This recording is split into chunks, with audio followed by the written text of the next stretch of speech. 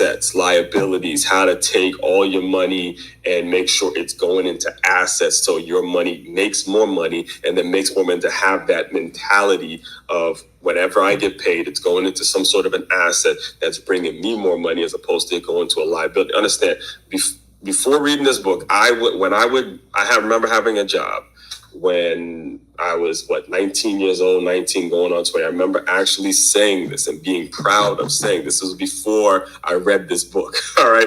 I remember saying that every time I get paid, this was what I used to do. The time I get paid, I would go to Lids and buy me a fitted cap. Every single 2 weeks, I would go to Lids and be stupid, absolutely stupid. And I read this book and almost kicked myself. That is the stupidest shit you used to do. I don't own any of those fitted caps that I spent my money, the money that I made back in when I was 19. I'm making like $7 an hour working at the health club. I would drive over to, I believe it was like Wheaton Mall or something like that. I'd buy me a fitted cap from Lids and looking good, looking on point. And then when I read Rich Dad Poor Dad and he talked about assets and liabilities and all that kind of stuff, I'm like, what in it? You look back at your former self and you're like, what a dumbass. That was the stupidest thing you could possibly do.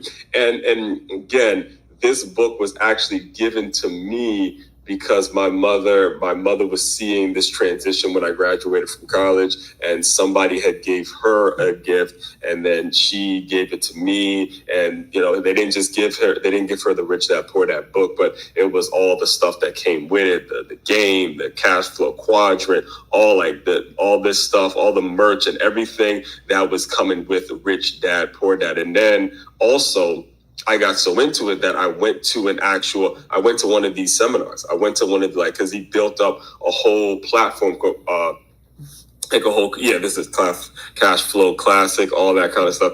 Yeah, one of these master classes. So I went to one of these and, we talked about the real estate and some of the people and how we built a business. He literally built a profitable business off of just this one book. And that's why this one, absolute game changer for me. And then when you really look at the people that have been on my show, I've had hundreds of guests on my show, and that book is mentioned over and over and over. And in fact, if you go back and listen to Raul West, she was on the show last week. She knows Robert Kiyosaki. She had actual lunch with Robert Kiyosaki and met him, and they talked and all that kind of stuff. So that book, Rich Dad Poor Dad, is a very, very important one. And it brings me to the topic of what we're going to be talking about today, which is the top 5 ways to sell your book. And I want to make sure I'm holding this up as I say that, so you guys know I'm not just talking to you. I'm speaking to you from experience. All right.